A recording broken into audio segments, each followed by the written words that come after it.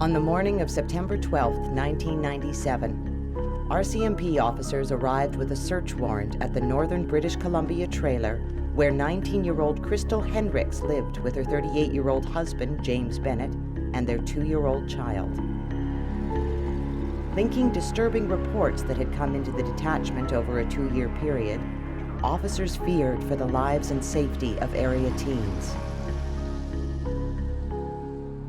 I first became aware of the case, actually. The RCMP in town here are very good with allowing the media to go and check the log from the night before. And I had noticed that there was a notation in the log, the RCMP log, about child prostitution. The lid was kept on it fairly tight. And then they sent a news release out in September 1997 that they'd made an arrest of 2 Willow River people, Crystal Henricks and James Darren Bennett. In a back room of the mobile home, officers discovered a crude video editing suite.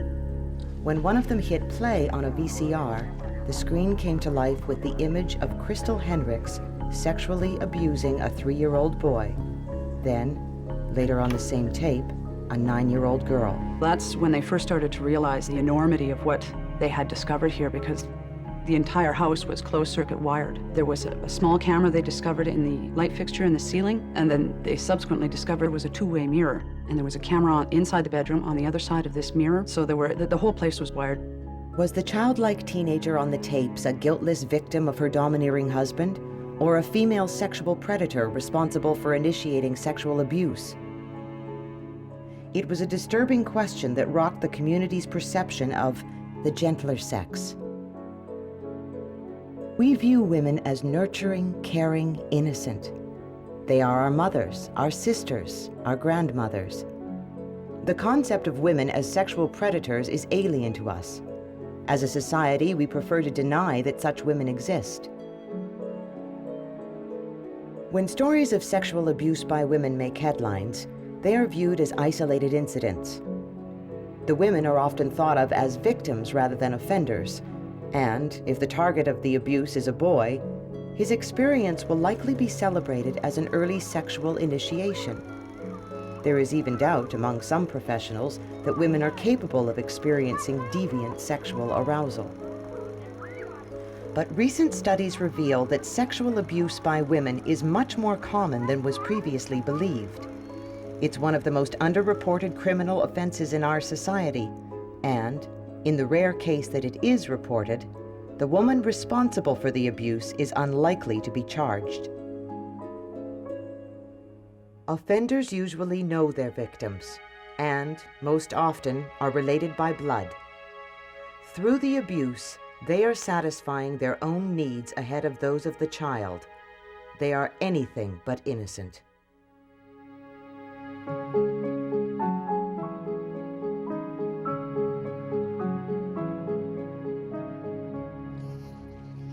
The modus operandi, I guess you could say, was in a lot of cases the babysitting, because they had a young baby at the house, and so they would lure younger girls and boys to the house under the pretext of babysitting for them, and then they would subsequently become drugged, and then they would be abused.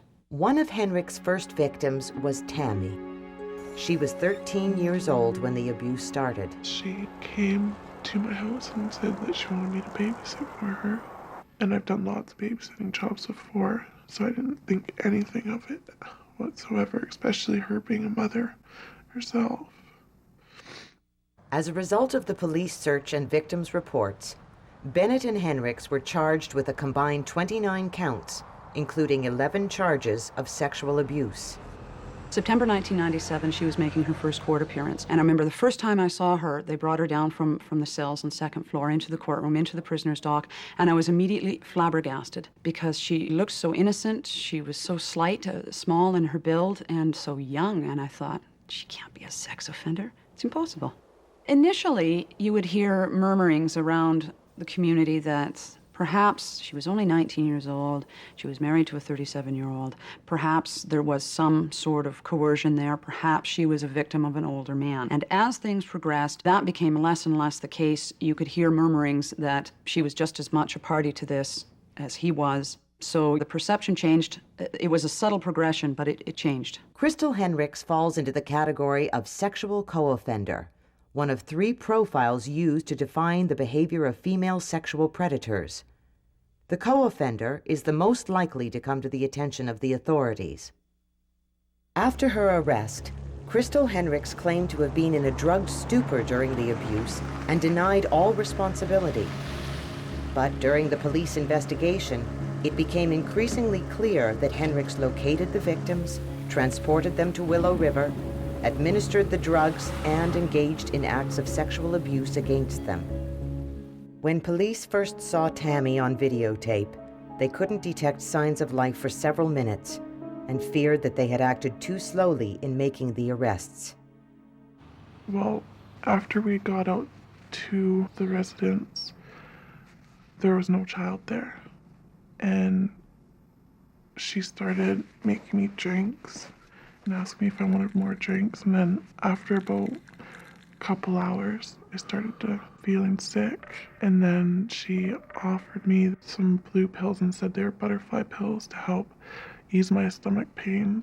And then it just seemed that every time I'd take butterfly pills that they were supposed to make me feel better, and then I'd fall asleep. So I started getting suspicious. RCMP officers were faced with the difficult job of locating the victims on the tapes to inform them that they had been drugged with zopiclone, the date rape drug, which causes loss of consciousness and amnesia. They were then videotaped while being sexually exploited.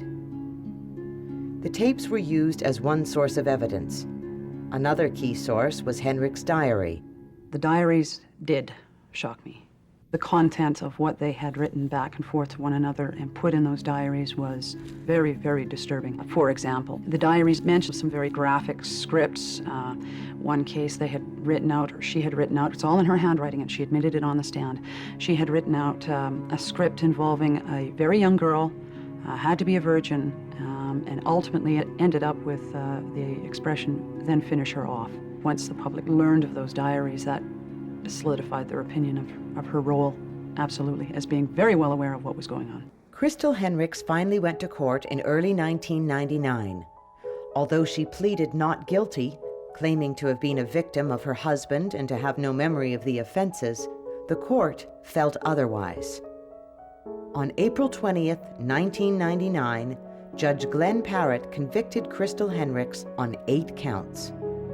He listened to the evidence, her evidence, and the evidence of the victims, and he found that that there was the sheer improbability of her evidence, and this goes directly to her awareness of what's going on. And he states, it was almost always Crystal Henricks who made the arrangements that brought the victims to the residence and under their control. It was almost always Crystal Henricks who spoke to the parents of the victims and provided transportation. In almost every case, it was Crystal who provided drugs in the form of cocaine, ecstasy, or little blue pills, often in the car while transporting the victim to Willow River. So he's saying very clearly here that he did not believe that she was oblivious to what was going on. She was well aware of it, and I suggest that's probably why she got 13 years. It changed me. It ruined my teenage years. All of it. I just want anybody in the same situation to come forward and tell somebody, so it doesn't go on and on to so many other people. A month after Henricks' trial, the mobile home where she and Bennett abused their victims was burned to the ground. No one claimed responsibility for igniting the blaze, but Willow River residents were relieved to have the physical reminder of this horrifying episode gone from their community. Crystal Henricks waits at the Burnaby Correction Center for Women while she appeals her 13-year sentence.